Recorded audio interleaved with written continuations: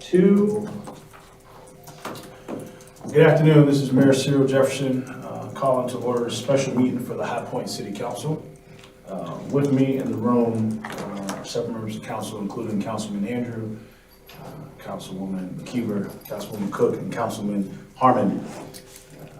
We've got a few items on our agenda for today, but prior to jumping into it, we're going to actually call for adoption of the agenda. Is there a motion to approve? So moved. Second. Motion's made by Councilmember Cook and seconded by Councilmember Andrew. Is there any discussion on the motion to approve our agenda for today? Hearing none, all those in favor, please signify by saying aye. Aye. Any against? The ayes have it, and that motion passes. The first item for discussion is a presentation from our Fleet Services Department. Here with us is Kevin Rogers, our Fleet Director. With that, we'll pass it over to Kevin. How are you doing today? Good, how you doing? Good, good. Thank you very much.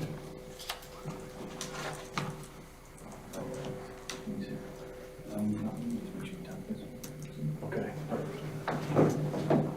Good afternoon, I'm Kevin Rogers, the Fleet Services Director. And with me is Justin Hicks, he is our Assistant Fleet Services Director.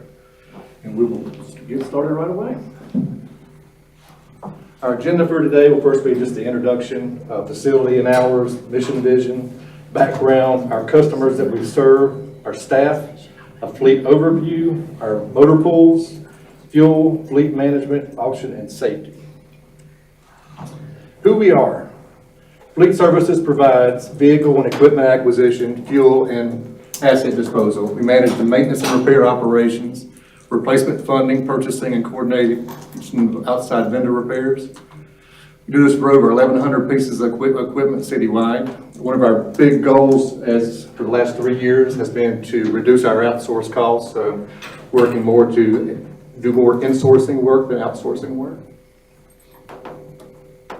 Mission statement is to provide our customers with the highest quality fleet management services at the lowest possible cost. We strive to service the equipment in the most cost-effective manner possible through high productivity of our personnel and sound professional decisions in the management of the fleet. We are proud of our organization and the services we provide through hard work, professionalism, and the positive image our people present. Background, we are an internal service fund. Our revenue is generated from internal customers. We basically have a rental type process where we charge each department, each vehicle class is charged a percent, like a certain cost per month that equals the value of the vehicle. So over time, it makes it easier for them to budget for their fixed accounts for the year. And also each department has monthly rental payments, which include maintenance and repair costs, insurance, replacement. And then, again, we break all this out over all of our customers. The only thing that's not included in that internal rate is our fuel and also at-fault accidents.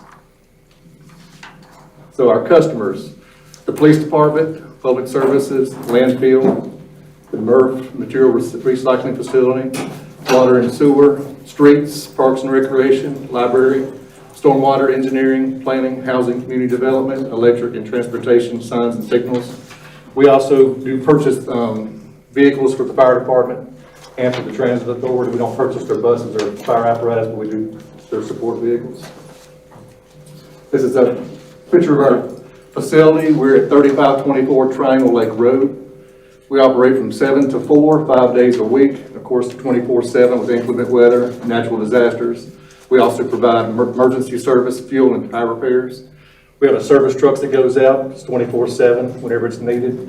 We also contract with a towing company that we recently solicited bids for, and they handle some of our after-hour towing and also some after-hour repairs also. We have 18 working bays. We have a full police equipment installation process. We actually, I'd say how long it's been, about a year now. We actually hired an internal person to handle this for us now, so which greatly reduced our costs and cut time for our vehicles downtime. So we had them up and running faster. We generally replace 10 to 15 vehicles per year for the police department, and all those had to require upfitting at a very substantial cost that we were paying before, but now we have that in-house so we can take care of that. Also, all of our service trucks and a lot of our equipment also requires lighting and safety apparatus. We install all that also. We have a full tire inventory. We have tires everywhere. And you can see one of our mobile lifts here. We have all wireless mobile lifts. This is one of our sanitation trucks. We also work on off-road and construction vehicles. We have an all-purpose tire shop. We recently purchased a tire machine for our large truck tires that we used to outsource. We do that in-house now too. Staff, we have 21 employees. We have 1 shop manager, 1 shop foreman, 13 technicians. This ranges from technician 1, tire technician to technician 4. Have a parts supervisor, 2 parts technicians, 2 administrative, and 1 fleet specialist. Fleet motor pool, this is the new addition that we've been waiting for. It's been a slow process, but we're working through it now. In my previous life, I had a pretty large motor pool that I operated. And one problem that we always had, we had key cabinets. All the vehicles had keys, so we've actually found a solution to where the keys will be in the vehicles. It'll be a lot easier to use and a lot more mobile. And the future motor pool will be here at City Hall. We also have plans to add another location at the MOC. And then of course, this is going to increase the utilization of vehicles. It'll offer people that don't have access to vehicles now, access to vehicles. And currently, we have some departments that have to come to fleet and get vehicles. They won't have to anymore. They'll be able to pick the vehicles up here or at our location. Fuel, we operate and maintain 2 fully automated fuel sites. We roughly about 1 million gallons dispensed annually to city vehicles and equipment. We also have a fuel truck that we use. A lot of times, I know Eric in the past would call me and say, are the generators ready for the storm? And we make sure those are ready. So we cover, we fuel our landfill equipment. How many locations do we have that we cover? There's 8 locations that we take care of monthly. Yeah, I think the fire department's got you, police, public services has several, landfill, and we make sure all those are serviced. And So how much does it cost the city to buy the gas? how much does it cost? Yeah. As far as We fill up as whatever it was, $3.30 or whatever. How much yes, is- we don't pay tax, so the average cost, and plus we get a discount through the through our fuel, our average price per gallon's $1. I think it's like $1.30 to $1.50 cheaper than what you see at the pump. yes. And then we also have WEX, Right Express, we use for our long distance vehicles and for a lot of our police department because they're across town. And then the fuel is still a pretty substantial savings, but we try to always push more toward our fueling sites. And where are all these fueling sites? One is at our location at Fleet Services and one is at the MOC on Creek Street. And fleet management is a year-long process. In July, which is coming up pretty soon, we'll begin reviewing specifications and preparing for orders, analyze the lead times, end of model year discounts. Another thing that we're doing, actually have been doing for a few months now, we had a few situations we were able to actually lock in some pricing early to avoid the which most of you know in the finance committee, we've talked about it. So, really avoiding some up to 10% in savings on some of our vehicles. And, in an average sanitation truck, that could be $385,000, which is pretty substantial savings. Fall and winter, we analyze our fleet program, review maintenance history. Replacement factors include age, mileage, maintenance costs, and also useful life. And then fall, winter, again, utilization, look at annual usage, purchase new or used, reassignments, rental opportunities. That's something that we're really looking at strongly now on some of our larger specialized equipment.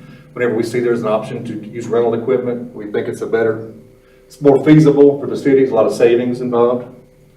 And then, of course, potential for right sizing. You can ask Justin in our meetings. Fire department, I don't know if y'all been in one of our meetings. You haven't personally, but we really make sure people, you need an F-350, you need an F-250. Can you use a 150? Can you use a smaller truck?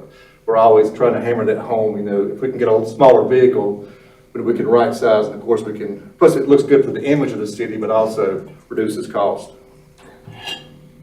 And in January, we meet with departments. Every January, we meet individually with all the user departments. We go over, again, the right sizing, equipment needs.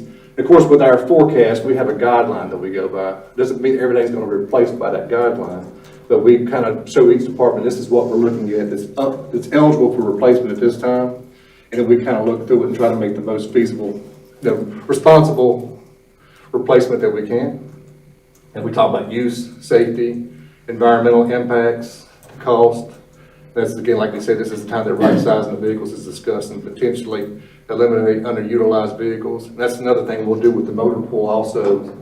We've identified some vehicles that could potentially be moved into the motor pool and reduce costs there too. Spring, we began preparing vehicle and equipment specifications, standardization benefits, cost savings. A lot of that we look at as far as, if you can try to stay along the line of a certain type of engine, of course, you have lower cost for parts inventory. You're going to have more knowledge, as far as training, because training is very expensive for our technicians. Standardization, contact potential vendors and suppliers. We've been working a lot with a lot of different vendors this year. Schedule equipment demonstrations. Have a lot of those, don't we?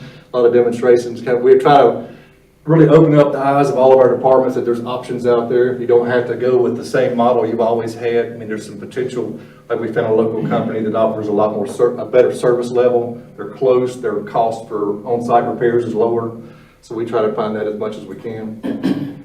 Explore end-of-year programs, look for state and national contract opportunities, and then the process starts all over. Auction. We use GovDeals, surplus equipment sold through online auction. GovDeals is our auction company that we utilize. We generate between $650,000 and $900,000 annually. We're actually over 11 million since 2000, right at 11 million since 2008. This is just some examples. We actually service vehicles, equipment, furniture. We just did water meters for the warehouse. We, computers, pretty much everything goes through us because we handle all the surplusing, and so it's been a pretty good benefit because our return on some of our vehicles, we actually had a vehicle that we sold recently that sold for more than we paid for it. We bought it used originally, so actually got a higher sales than we paid for it originally. And then safety, we're recognized by the NC Department of Labor efforts that resulted in reduction of injuries and promoting. We received our first gold award this June of 2024. We'll be going to that ceremony in a couple of weeks. And that's actually the end of the slide. But I'm open for questions, and I can elaborate on certain things and talk about the replacements process or anything. Kevin, thank you so much. I'm curious, that last slide was really helpful to see what you all generate in terms of revenue from the sale of surplus. I'm curious how you see that number compared to what we donate sometimes. For example, there was the fire engine we donated, I think it was last year maybe, to another fire department. Heck, that might have been this year, a few months ago. The brain's kind of putting it all together. Yeah, that was actually the only, since I've been here 3 years. I'm 3 years this month, actually. And we have not donated any equipment, so everything's gone through sales. But we have sold straight to some local municipalities.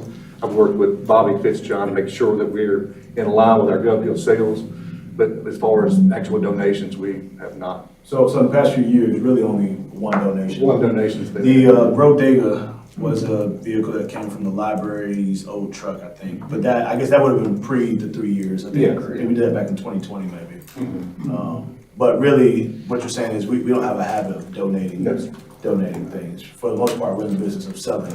Yeah, but whatever direction you'd like me to go in, we can look at that definitely. So.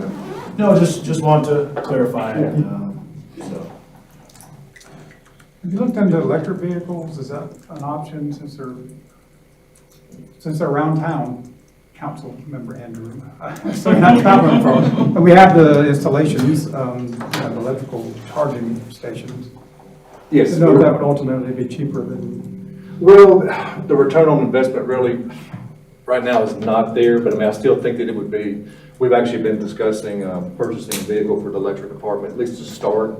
And then we actually have just purchased a street asphalt repair truck that's primarily powered by electric. So that's going to be, we're one of the first cities to try this, so we're hoping that works out pretty well, some cost savings there. And we're also looking at a lot of ways to reduce idling right now. It's a big push for us. So that's idling issues. But electric vehicles is definitely on the horizon. Kevin, have you seen improvement in lead times on vehicles? Somewhat, but like I said, luckily this year, working with my leadership, we were able to, again, lock in some pricing that normally would take longer. So I mean, we cut our delivery time on some of our, we actually had a really good luck last year. Some of the local county actually canceled a last minute order of several escapes, and we were able to get last year's pricing. Right. So we were saving about $2,000 per vehicle, and plus we were able to get them immediately. So we've been able to deal with some trucks and with some smaller SUVs. But as far as like our larger equipment, we're still two and a half years. 2.5 years, yeah.